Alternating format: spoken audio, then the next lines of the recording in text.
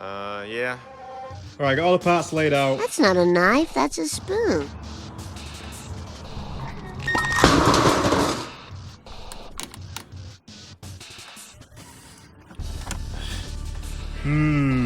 Excuse you. Have you got a fire extinguisher just in case? Why would it set on fire?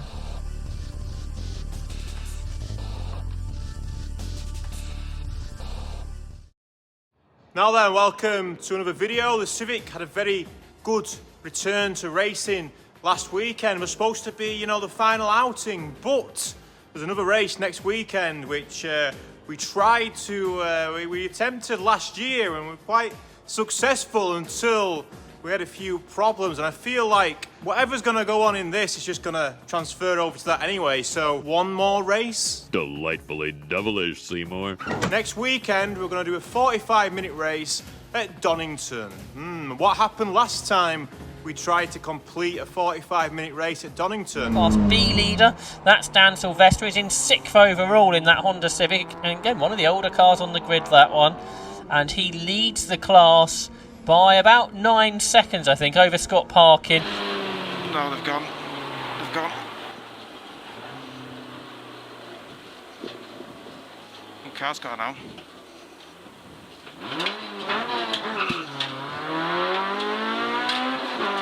Bollocks. So we had fuel starve and no brakes. Sylvester is slowed coming out of Goddard, and that means that there's a change of lead within the class. Seems to be back up to speed now, but it's Scott Parkin, number 89, that has just gone through to take the lead of Class B. So I wonder what may have caused that problem. Oh yeah, it's gone.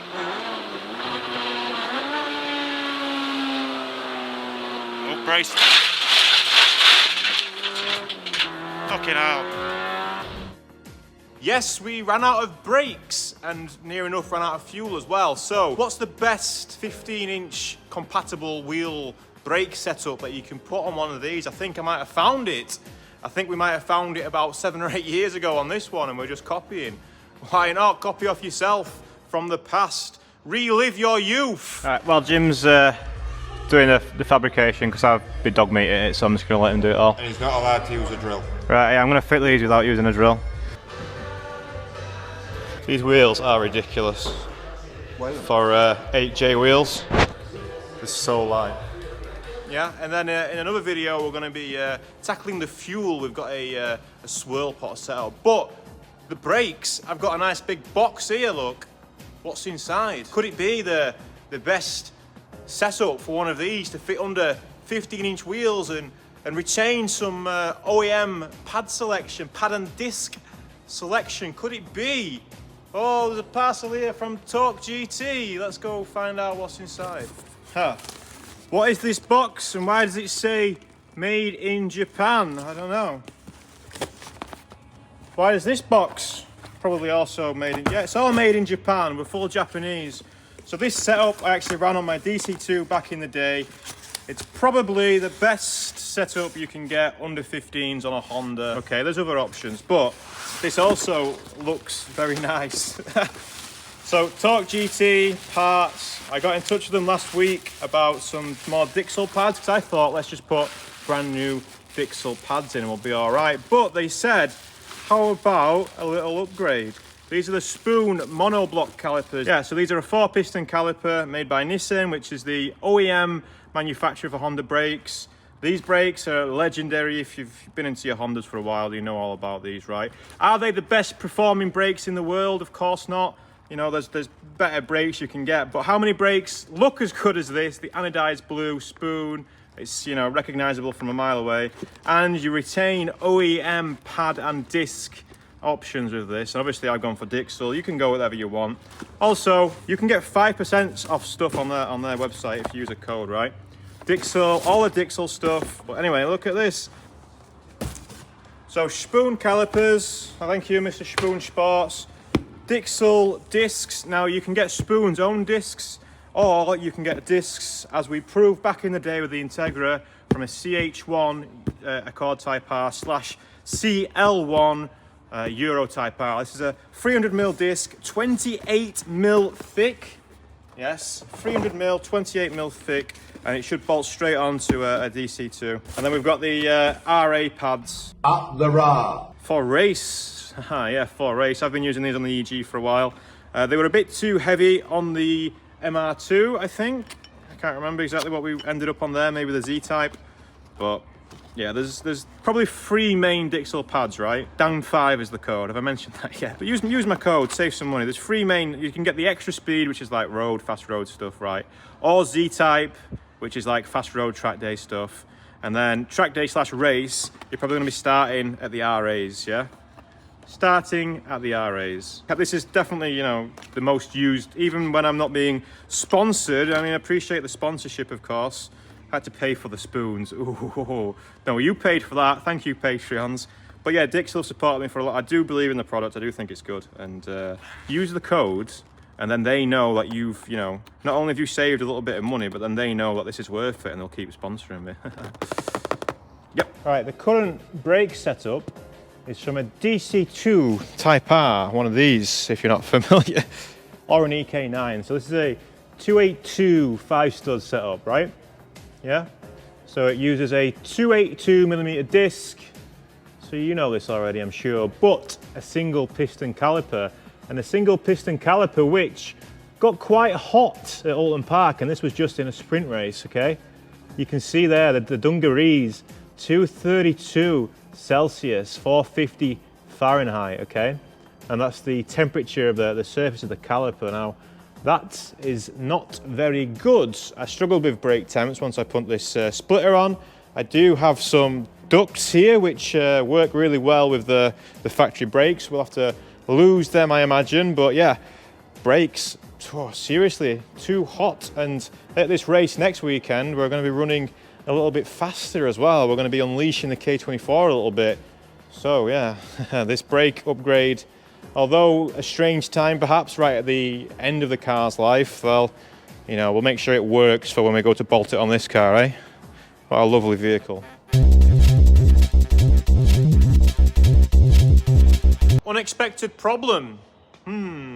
Sounded so confident on that intro as well. Thought I remembered. I didn't remember.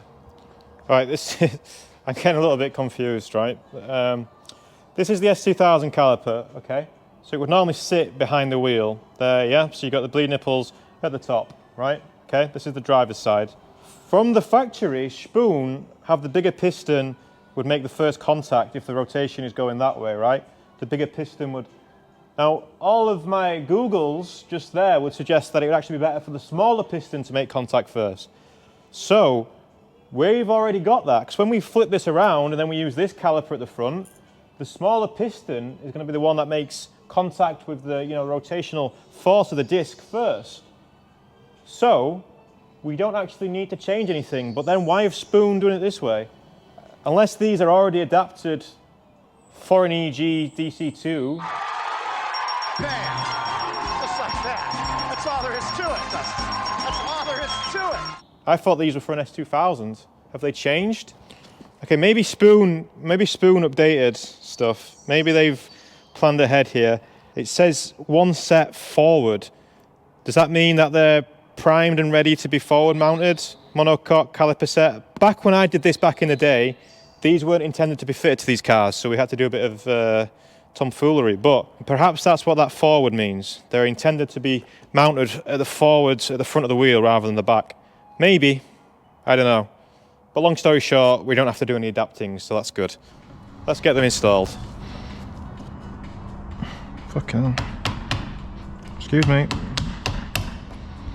Another problem that we might have to face is, will they fit behind my wheels? Plenty of room as it is, but not everything's sticking. So we already have 5mm spacer on, so that's good. That will help. I've currently got a brake pedal depressor on now, hoping that it'll help us with the lines.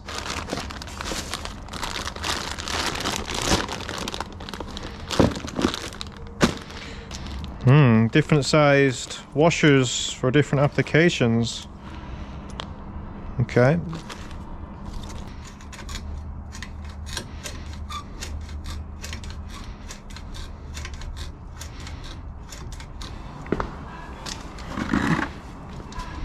Nice.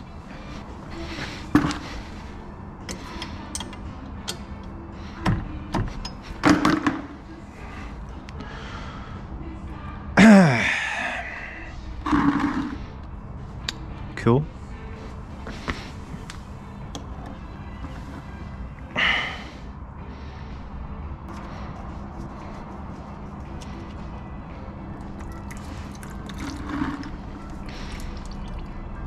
Okay, so that's the brake fluid falling out of the caliper.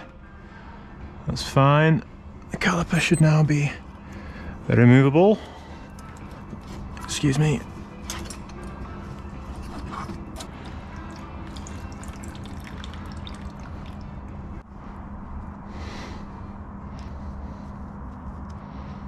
Excuse me. Thanks.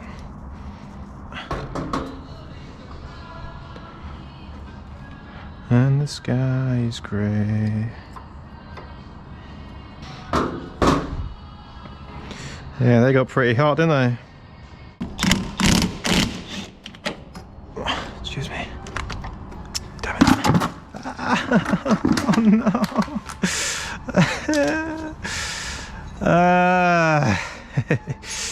Welcome to the channel if you're new.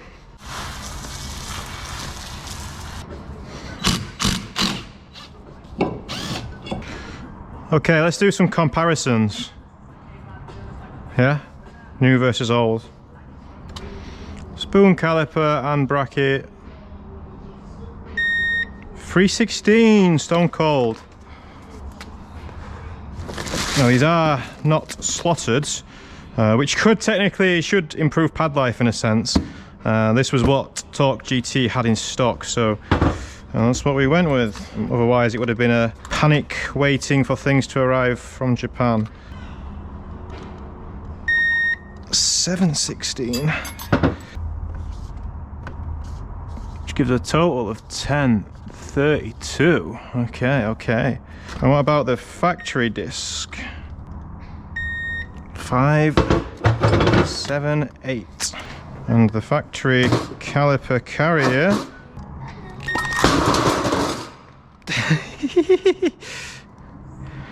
Of course, slider pins are for sliding. They're well greased.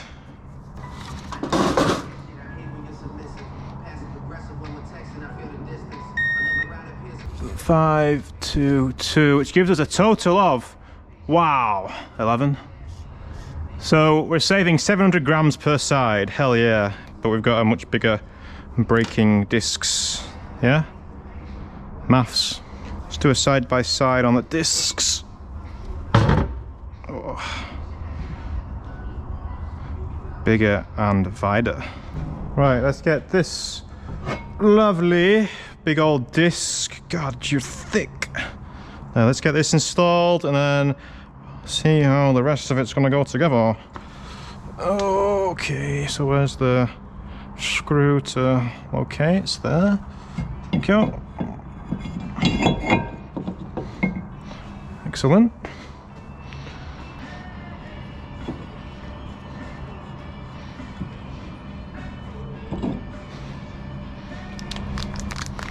So the spacing of the caliper is because we want to fit it around this big disc we've got, right? So this is saying we need to put the thinner washer on the inside between, so that's the thinner one. All right, we'll try it as they say. I don't think it's going to work for us because we're not using the spoon disc.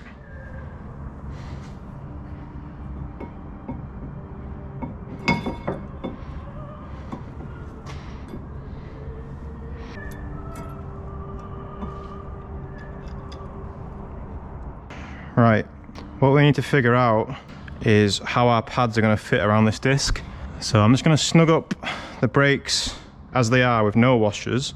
We've got plenty of washers to pick from.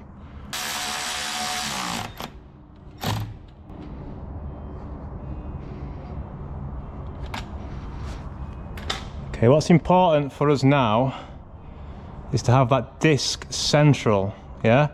Can you see how the discs to the right of these two clips But it's the two prongs that are facing towards us. I can't turn the wheel either. Oh, is it too close? Maybe it's sat on. Okay. So definitely need some spacer rings. This would be easy if we turn the wheel, but I've got the brake pressure held on, so we can't do that at the minute. Right, getting this aligned with the fatty disc is taking a little bit more time than what I remember. It would probably work now, right? So you see, just try and look at the gap of the disc to the caliper there, right? And if you look at it on this side, there's yeah, it's kind of hard to see. Can you see better at the top maybe? I've just took the clip out to try and make it easier to see. But a visual representation, this is a 1mm thick penny washer, right? See it drop straight through, come back you bastard. And then on this side, I can't get the 1mm thick penny washer through, okay? So I've been playing with some different sized washers from what comes with spoon and what I had kicking about. So the spoon, the one that came with this DC2 whatever, so you get a 1.6mm and a 2.3mm, yeah? So with them together obviously a 3.9, and I've just changed it now to a 2.5mm washer with the 1.6mm, right? So that obviously gives us 4.1. So at the minute I'm spacing out 4.1. Now, how much thread do we actually have to play with? That's a 1.25 thread M10. Obviously we want it in there a bit. They've definitely made these bolts themselves look. Good old spoon. They've made these bolts out of some slightly longer ones. Definitely. Thanks spoon. Very good and nice. Well, I'm settled on this now. Really close, man. Had to change my pokey device. But yeah, thermal expansion. Not a lot of room for thermal expansion.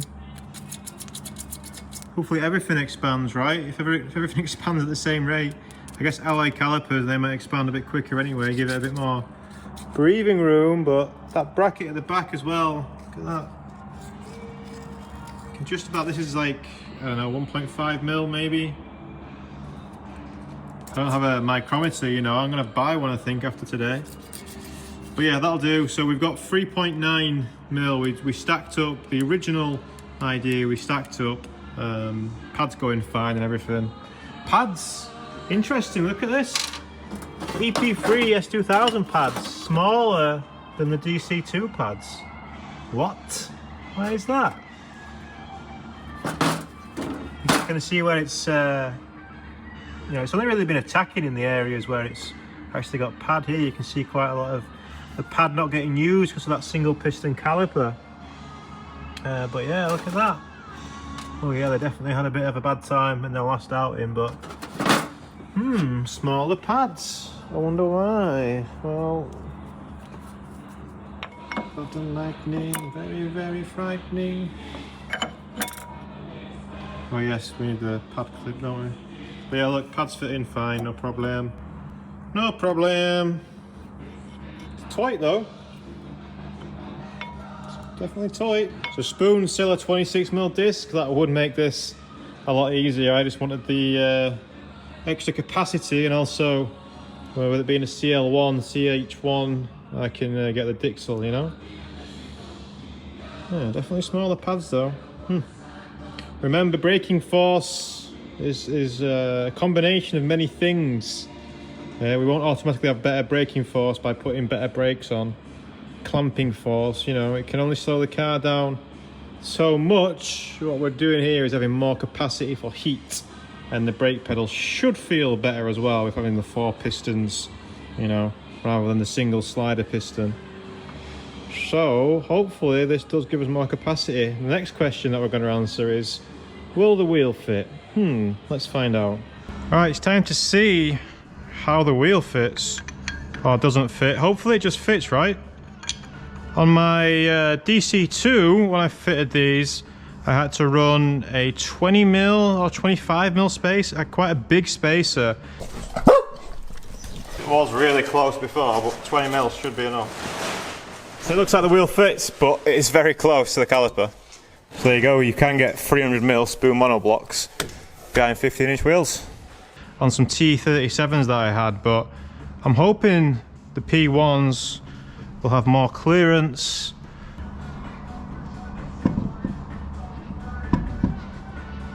No. No, definitely not. It's actually the barrel of the wheel is too small. That is annoying, isn't it? So this wheel has the barrel, the inside barrel. And this is so this is 15, this is the inside, just there's that lip inside. Oh god, that's not ideal. So I've got some other wheels. Let's try these. These are P1s again, but these are not forged, and I think the offset is 35. Okay, so they're 42, these are 35, so they would have been 37 with the 5mm spacer, and these will be 30 now, so they've got a little bit more poke and the lip is not as extravagant, so no. Okay, that's annoying.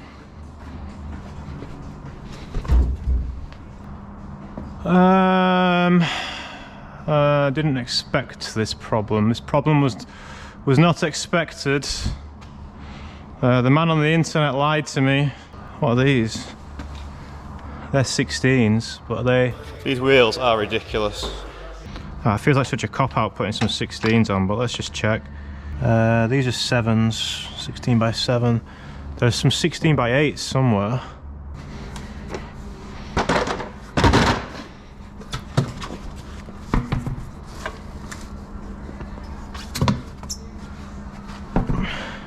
So this is a Raise SC37K, and this is 8J. Oh, it's light.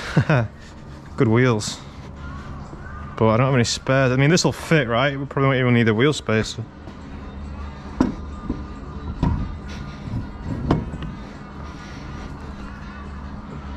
Yeah, loads of room.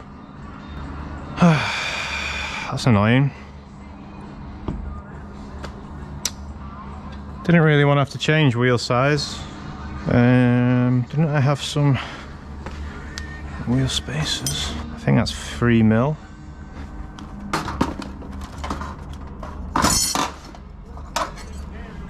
Right, just for testing case, that's 2 3mm, so a total of 11mm of wheel spacering. So it might just be a case of getting some 10mm wheel spacers.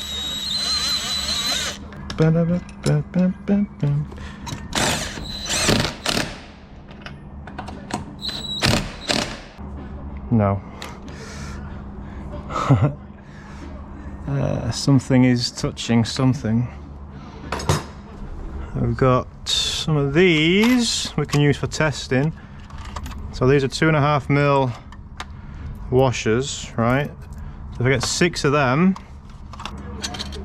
I put 2 there, 2 there, 2 there. Okay, so that's 5mm. 6, 11, 6, so this is 16mm, right?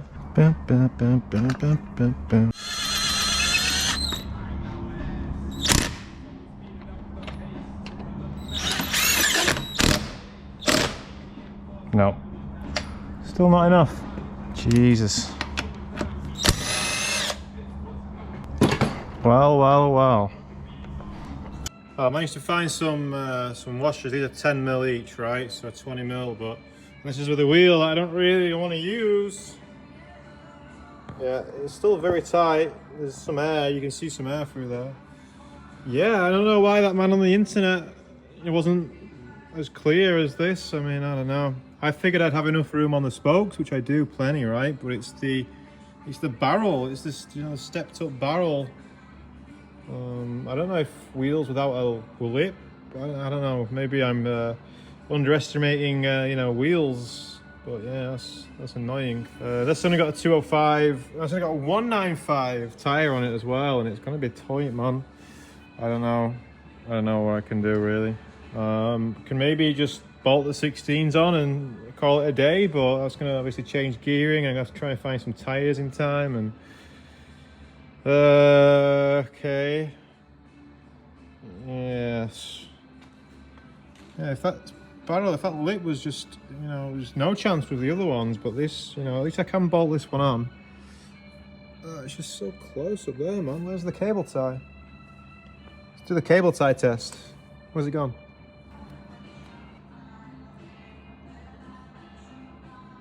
I can't get the cable tie past that. Yes. Annoying. It looks cool, doesn't it? Yeah, it fits really well. I'm gonna test something that I bought for the DC 2 years ago. See how this fits. Yeah, plenty of capacity there. Well, I thought this would be a really easy one, you know. I thought we'd be a nice steady day today, on with the swirl pots tomorrow. But yeah, that's a 25mm spacer, you know. Just seeing, you know. So that's the relative offset now is it's going to be 17. Just on a 7, so I'll try and get an 8-inch wide wheel. It might just, but maybe the answer all along, you know, maybe just an 8-inch wide wheel would be all right. But all right, it's the next day. I'm 50-50 on whether or not I'm gonna try and enter this race just yet. But yeah, I spent thinking, just, you know, thinking of things, fucking whinging to myself, really not good. Anyway, I was just thinking, you know, what can I do? I mean, I've looked at wheel options and stuff. I'm not going to be able to buy any new wheels in time. I might be able to get some Team Dynamics that might fit, but it's quite far away, and it would be it's doable. It would be a big drive. Anyway, the easiest option for this would be if I can maybe just space the wing out a little bit. I mean, what's the car going to drive like with 50mm extra track? I'm not sure, but right. This is an option, yeah? Now on the DC2, this was very easy. I've just taken the bolt out now to show you, look. So all you need to do is just space the bottom out. And look, it comes out a little bit. It's nice, isn't it? Yeah, just space it out a little bit. But on the egg, for some reason, there's just one bolt at the bottom. And it's a fix, I mean, it must be affixed somewhere else up here as well, because I can't really pull out, and when I do pull that out, that goes in metal, you know. So maybe it's still an option. I just need to have a look behind here. Maybe there's something, another bolt around here somewhere. We'll see. If you look just up there, can we see the bolt? Can't see it. It's just too close to get on. Can't quite get the spanner over it. Bastard. Well, quite a few hours have passed, and been trying to get this fuel thing working, and also we've made the tyre fit. Suspiciously, but it fits. So there's light at the end of the tunnel. So firstly, let me show you here. This is a good indicator. So space the wing out in here as well.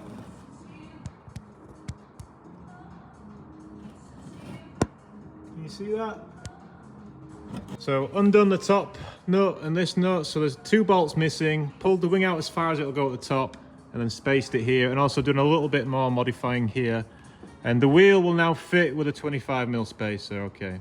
I mean, yeah, obviously not ideal at all, yeah, but whatever. And then you'll notice the fuel tank is on the floor.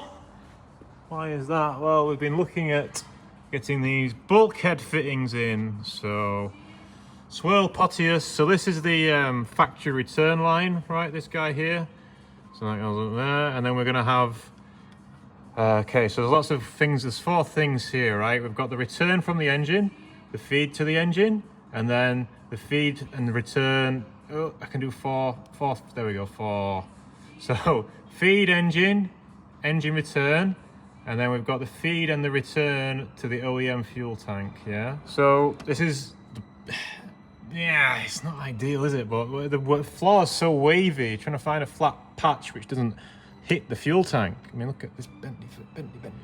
If we go inside, so progress. One thing I'm concerned about is that in the rule books it says that fuel must have kind of 2 barriers between the driver. So with the OEM fuel tank, you have obviously the fuel tank itself and the door there, right, which seals away the fuel tank, so that's 2. And then that's why we've got the swirl pot in that other tank, because then the fuel's inside the swirl pot and inside the other box that I've got. Did I show you it? I don't know, maybe I did. But then what about the fuel that's coming out of these lines?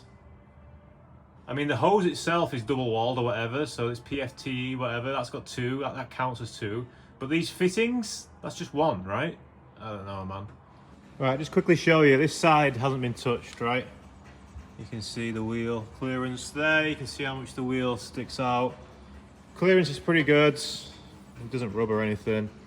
Obviously on the other side we've had to fit 25 millimeters of spacer, but with spacing the wing out and stuff, the clearance is just as good. Yeah, so 25 mil spacer, 25 mil spacer.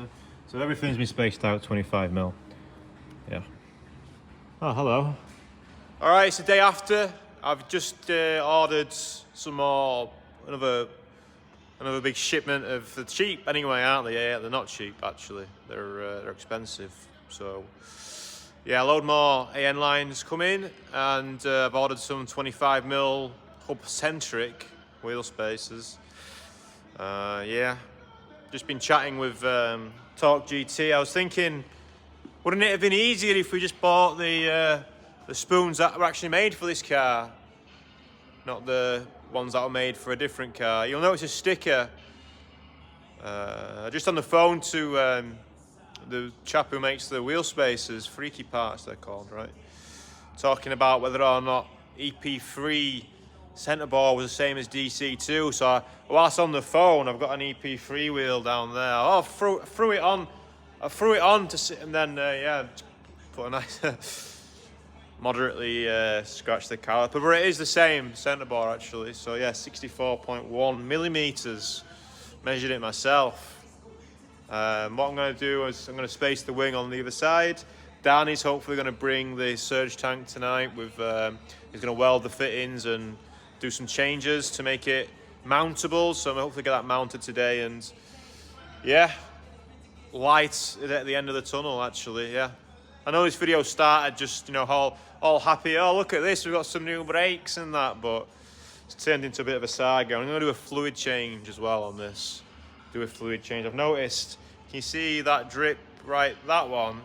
That's my gearbox leaking. My gearbox is leaking. So I can't be sure if it's just coming from the plug or not, but it looks to me like it might be coming from the actual seal between the 2 halves. Yeah, I don't know. It's not terrible, but something to look at. Hey, yes. Okay, so currently this side is just stock still. Well, stock, it's as it was before. Look at the temperatures. That's too many. That is too many temperatures, yeah. Anyway, I'm going to do this side, and then hopefully when I'm done, the swirl tank will be here. Hey, have a listen to these. These are the pins that hold the bracket in for the brake pads retaining clip thing. They're making some nice noises coming out for the first time. Listen.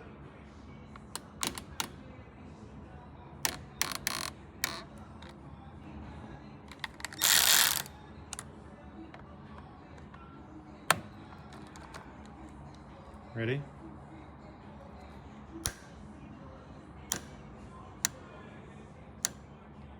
Oh. Oh.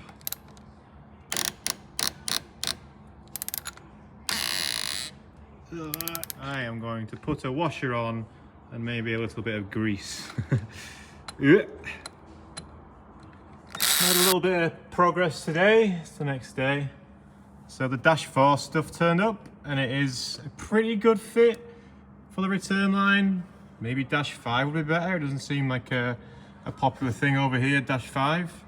I saw some forums mentioning it. I'm struggling now with, so we've got the lines that go to the front of the car, they're you know, connected up and fine. This is like one of those fake AN Jubilee things just over the over this end, over the hard line. Everyone's happy. I might have to move these. I don't know, they're pretty close, but the thing that I'm concerned about is the radius of the bend.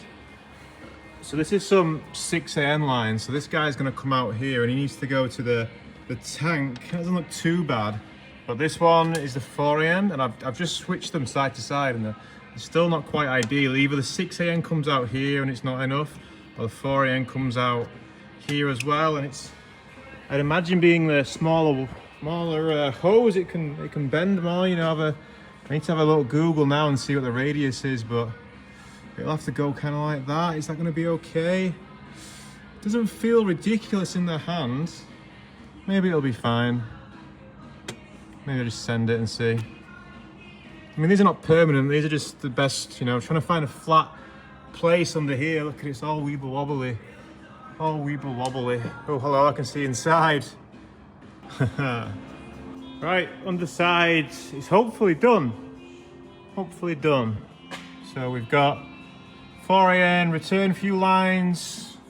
It's near enough the factory size. Hopefully it'll be fine. And then we've got these two, which I left this one a little bit longer than what I might need. I don't know. We'll see. So they're gonna go. So this one's got an AN line fitting already. I couldn't get one for this side. T7, I spoke to them. They said no one's ever asked before. So there we go. Maybe I'm the first, but obviously that's needs to go on further anyway, so that's why it's a little bit longer. I'm going to try the tank on now and just have a look, see how it goes. So, my old mate, Jackie Tran, let's go.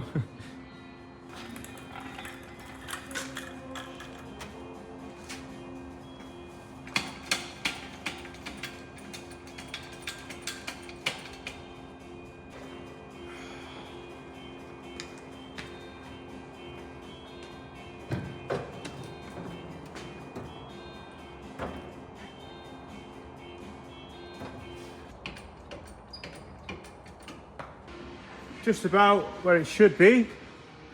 Let's go inside and see where those fuel lines ended up. Okay, so the return from the surge, from the engine to the surge, might get in the way of the level sender wiring. Oh, it's all very close, isn't it?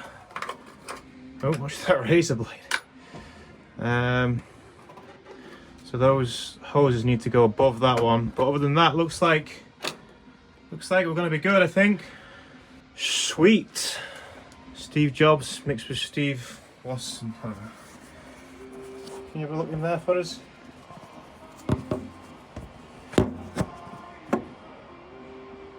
It's tight, isn't it?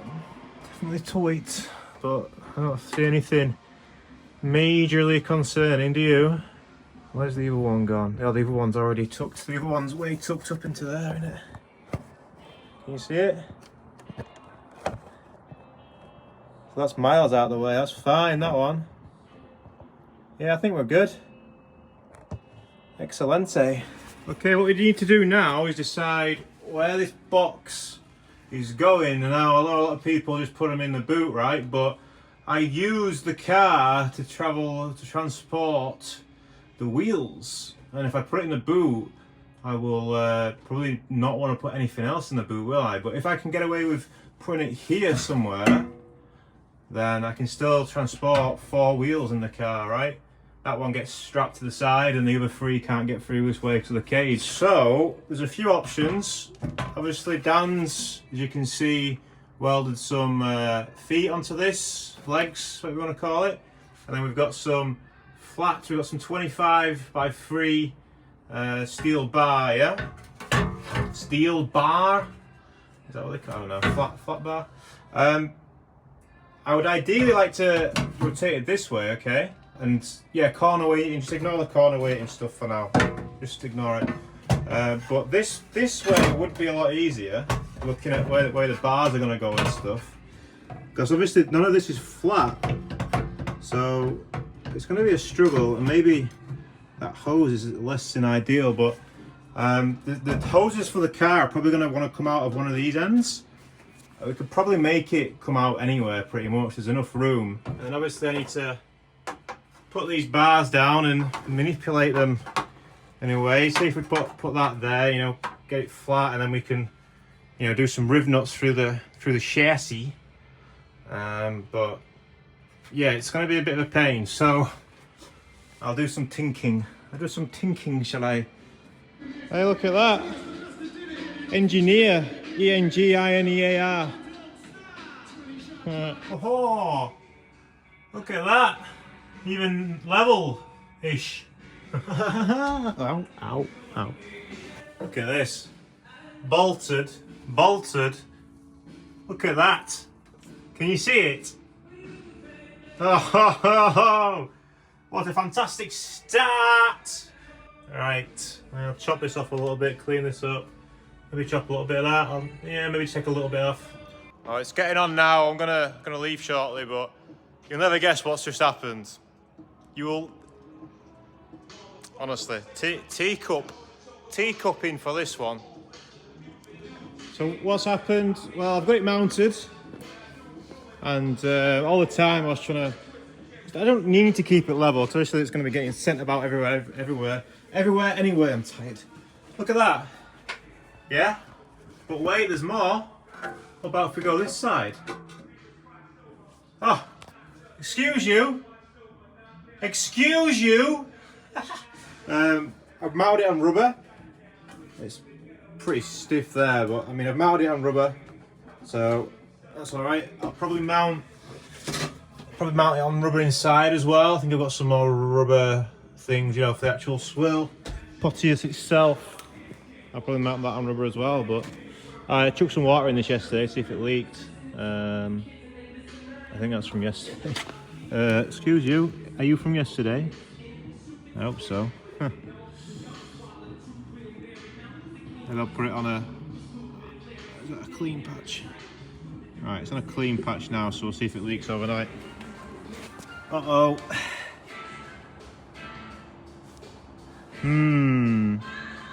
Methinks it's leaking. I think it's leaking a little bit. Oh dear. Day after. Oh dear.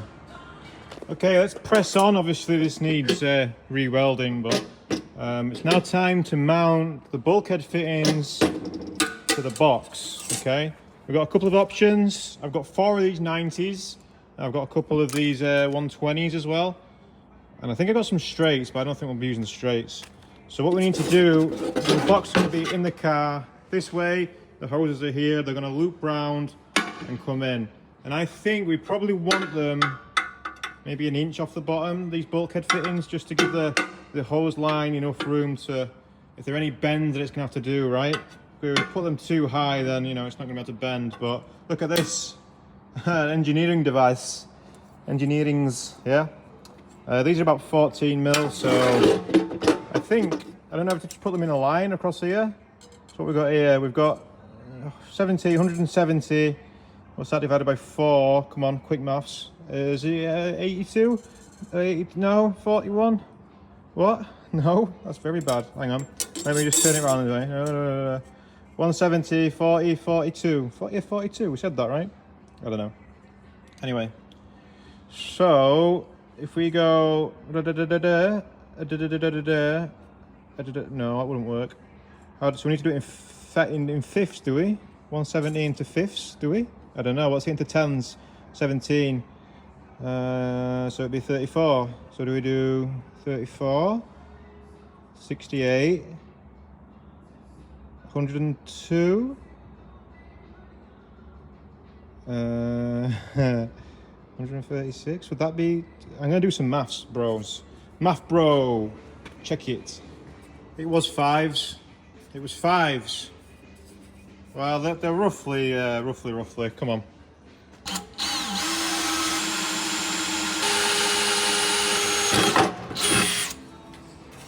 Right, it's almost done for the AN lines, at least. I need to take everything off again and just clean it and stuff. I'm probably going to remake this line as well, but I'm going to go and do something else for a bit. Because, well, I need to do more AN lines, but yeah, I'm about done working the box. Pretty annoying, to be honest. Pretty annoying, but what we're going to do now is put this back in the car, and then we'll make the lines for the internals bits, okay? So obviously this main one goes to the engine. Obviously the 3 of these all just It's not too important, you know, where they go. This one's the important one, back to the engine. Feed from the engine, and obviously they all go to the same place, right? So it's not dangerously important, I don't think. Is it? I don't think it is, right? They're all going to the same place. What's it matter? I think I'm going to finally succumb to the jungle site madness as well. I know I've mentioned it in a couple of videos. I don't know where the antiness has come from, but yeah, I can't find anywhere else to get some. I want some of these, but in M8, and the jungle site has them potentially next day. If they actually come next day, that'll be a surprise, because that's the reason that I got sick of that shit, because it never used to come next day. You only pay, you know, for the thing. But hey, that looks all right, doesn't it? Cool. Let's go inside the car and make some more. Hey, for all those keeping an eye on the weight, let's find out. Hook, please. Hook. Hook.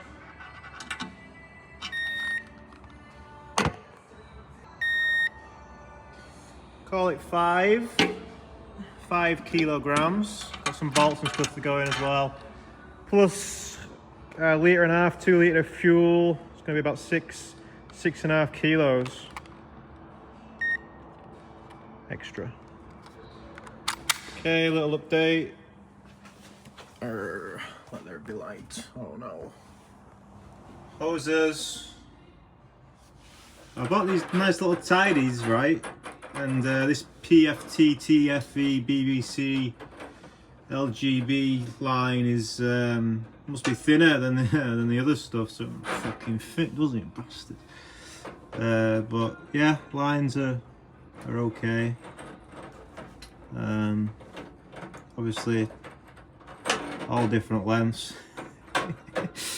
but I think it should be fine. The tricky thing now is, excuse me, this line, I need to make it ever so slightly shorter. We're talking like nothing really. I need to make it just a little bit shorter so it can. These fittings, right? They're so hard to get the thread started, and you can cross thread it by hand so easily. It's pathetic. Pathetic. Yeah. Oh yeah, in case you're wondering, new wheel bearing. Huh. Yes. Very nice and good now, aren't you? Look at that. The rest of them are all still pretty knackered, but that was the worst one. That was the worst one, and that's now fine, hopefully. Alright, it's Thursday. We're racing on Saturday. Tomorrow, there's a test day tomorrow. I won't be doing that. Will be nice to test it. The swirl pot, the surge tank, sorry. Say the right word! The surge tank is just getting welded up again. Dan's just fixing where it was broken. Hopefully should be better than ever. Hopefully. Got a few tasks to do today, okay? Just done the trailer. What else have we got to do? So we've got the brakes to bleed. They're not untouched since installation. We've got the spacers to fit. Obviously that'll be nice and easy, although have a look at this. Have a look at this. Is it this one? Oh no, look. Bloody hell. So this has arrived with the damages. We'll try and clean that up. Should be able to just try and get that flat as, I mean, yeah, we'll try and get it as flat as what we can, eh? It's not massive, but it's annoying, isn't it? I got some wires here. We've got a relay to fit for the fuel pump, for the second fuel pump. So how this works is there's a trigger wire that comes from the factory relay. We're going to intercept that signal. So there'll be a signal that goes to my fuel pump, my factory fuel pump, that tells it to, hello, wakey wakey. Yeah, we're going to intercept that and also send power to our secondary fuel pump. Yeah. I think I'll do that now, shall I? I think I will. I think I will. Let's have a look in here a minute. So, we'll mount this guy. Maybe we'll mount it around here somewhere out the way. So yeah, one of these wires, I think, why would the signal wire go to the fuel pump? I don't know, there are 3 wires. Positive earth and something else. Maybe I'll try and find a wiring diagram. Anyone got a wiring diagram for a 30-year-old Honda? Well, we best get some wire then, boys. Some wires, yeah? I know just the place. I think these were for the seat heater maybe in this car, maybe? I don't know, but they're loose and they're good to go. No voltage drop here, thank you. Well, I've been slightly lucky here. I found this wiring nestled up there. Fuel, sig, nal, yeah. Fuel, signal, fuel pump signal number 2. Hello. So, could this be a cheat code? Thank you, Mr. Chris, if so. Okay, okay, let's give this a little test, shall we? See if it's what it promises to be. If this is a fuel pump relay, I believe what should happen when I turn the ignition on is it should get 12 for a second or 2 and then go back to nothing. Oh, yeah, kinda. Oh, it's on the wrong setting.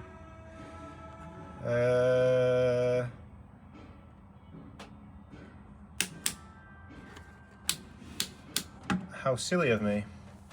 Let's try that again. Hey, that looks better. So it got an injection of some volts and then went off. Okay, okay. Science! Looks like we're in luck. Right, I'm trying to figure this out in real time. So we've got signals coming from the factory fuel pump relay, right? That's good, we should use that. We shouldn't use that to power our pump though. It would power our pump, but how long is it going to last powering both pumps? They're going to expire probably pretty quickly, right? It's not going to have the juice. So what we should use is that to trigger the relay that we have, okay? Which then means we need to power that relay. How are we going to power that relay? Well, we could just power it to the battery, but if we did that, then, you know, with a kill switch on or off, the relay would still have power. Potentially, if the relay failed on or whatever, the fuel pump would still have power. It wouldn't be a, you know, we want to do it after the kill switch, right? So what I've just found now may be the best solution with what we have on the car. So I was going to go off one of these 2 guys. This is the starter motor and alternator feed into the factory fuse box. But what I've just spotted down here, look at this, British Audio on the vibe check. There's a little junction box here. So the main power feed from the battery comes in there.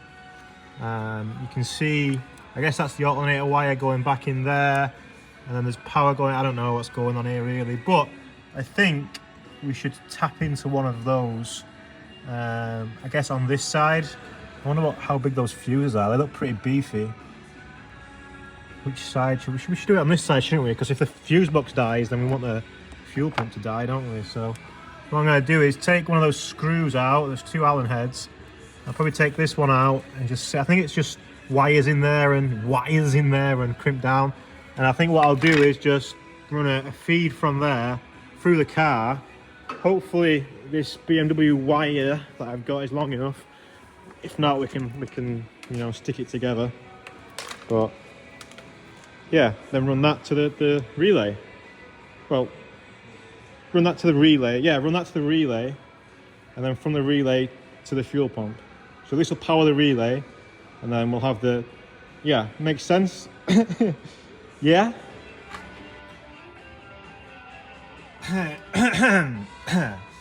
Maybe. I don't know, let's find out. Look at this wire colour, by the way. This is a nice wire colour, right? Bring us good luck, maybe. So all I did there was, I was just going to slam it in there and shut it, but it had some kind of like terminal ends on there. So I added a little bit of solder around it and then sent it in there. And, you know, let's see what happens. Hopefully I can find that wire now, eh? Wire. Has gravity done its thing? No. Where are you? Where are you? Oh, someone at the door.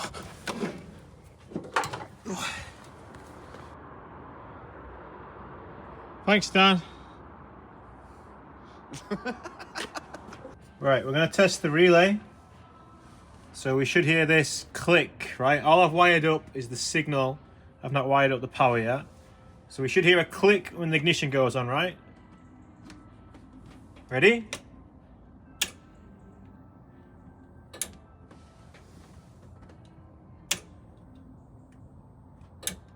Didn't hear a click.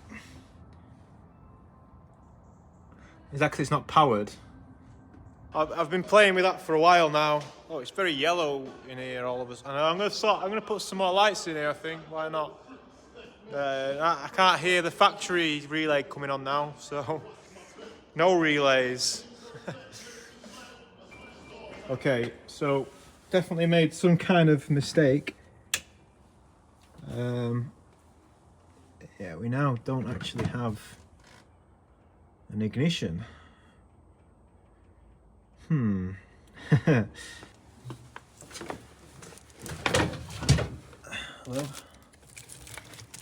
How are you doing? Hello. That's the ticket anyway, if that's what it is.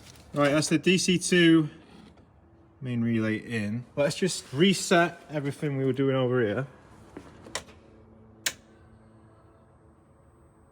No. I was just testing the fuses and they're all okay, apart from this guy. Can you see that? Oh, I can see online it's labelled as PGMFI or something, which I don't know what that means. Something to do with fuel injection, hopefully. What we're gonna do, excuse me, oh, I've got the factory tool thing, look. We'll check it out first. Yeah, that's blown all right. And now listen carefully for a relay. Yeah, okay, we blew the fuse. Yes, happy, fuck me, yes, happy. Okay, let's start again. So, just to confirm, this guy right here, this guy, yeah, you can see him, right? I can't quite see the phone screen, but so this guy should give us 12 volts on the ignition now.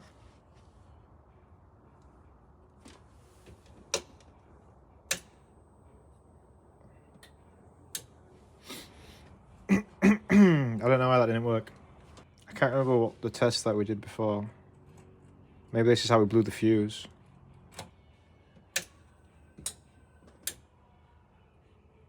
Did that fuse just fucking blow? Yeah. Figured it out. Okay. Quickly, those two wires that we thought were that I thought was a switch ground and a switched live coming from guessing. They weren't. One of them was actually coming from the fuel pump itself, the original. There was a wire all the way through around the car, around the thing. And the other wire, all I can tell is that it goes into the fuse box somewhere. Or it seems to do something. So I wonder if he was going to use that to power his fuel pump, maybe? Yeah, so a trigger wire. It's actually the black wire is actually the trigger wire. Just listen. Yeah. Excellent. Okay. I'm gonna do the rest of this now because it's 8 o'clock at night and it's fucking getting cold in here, man, I tell you. So let me crack on. I don't know how many of you were screaming at the telly when I was making that box. Leave enough room for a spanner. It's alright, made a tool. Ugh, I'm feeling rough.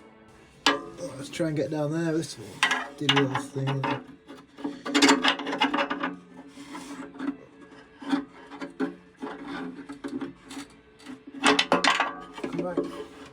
I'm going home. If you won't mind just staying and finishing this off for me, then that'd be grand. Thank you. Absolutely grand.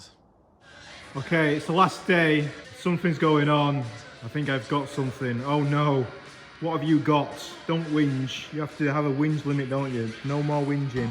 So the interesting thing that's happened is that the O-ring for the fuel pump is broken. So that's nice. I'm going to try some glue. It's time to test. It's time to test. We'll be testing now. So what we're gonna do, everything's wired up. It's a mess in here. It's a fucking right mess. What we're gonna do is just unplug the relay for now, because we don't want the in-tank one to turn on just yet, because that's all dry. So what's going to happen now is we're going to turn the car on, and the in-tank pump, yeah, should fill this and prime it all, and we should get an idea of any leaks pretty quickly. Okay then, let's do this. I'm doing it! The inspector's coming to help. It's clean and tidy in here at the minute. Yeah, you tell. Okay, ready? Yeah. Contact. Leak. Where? Middle one. Oh, it's leaking inside, is it? It's coming out. Oh, bloody hell. It's kind of coming out the top of the screw bit of the fitting at the bottom. You what, mate? It's coming out of this this guy. Yeah. Middle one. Yeah. Coming out of here. Yeah, I'm sure. Well, we can just tighten that up. Look at that little clory boy. Ah, yes. That's probably why it's not tight, because you can't really get onto it.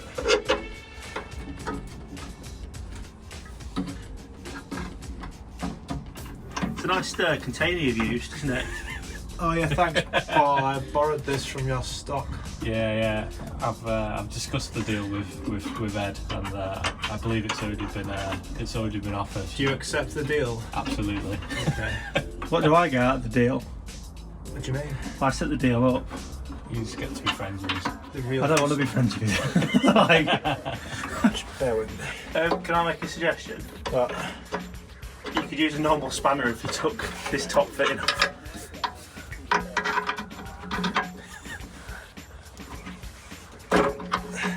maybe. What size is it? It's between 17 and 18. It's alright, I've got Nipex. We'll just struggle. Yeah, it's not gonna work. Between 17 and 18. I've got an 18. I love that you've chopped. That's one of your good spanners that you said as well. Oh, mate, that's a good turn, that. It's turning quite a lot, isn't it? Yeah. It's looking worse than trying to get an AM fitting going. It's all in the motion.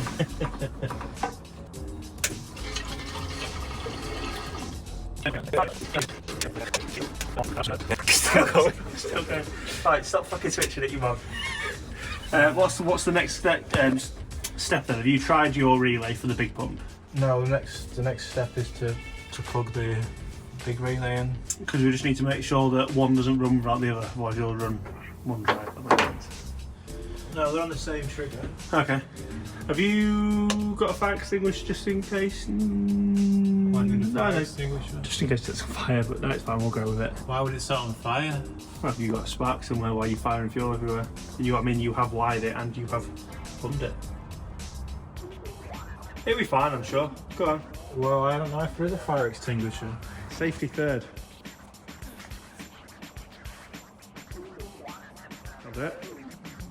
It's probably empty or out of date or both. Do you want to pull the pin first? No, don't pull the pin. Leave it there, out of harm's way. You ready? Maybe. Okay, that's good. Right, keep doing that. Not quite, is it? Well, it's because it's empty though. Should we start it? Is it in gear? No? Yeah, fuck it.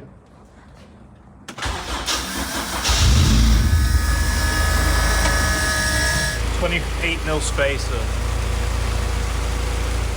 Doing the fluids. Whew. Nearly there. Phew.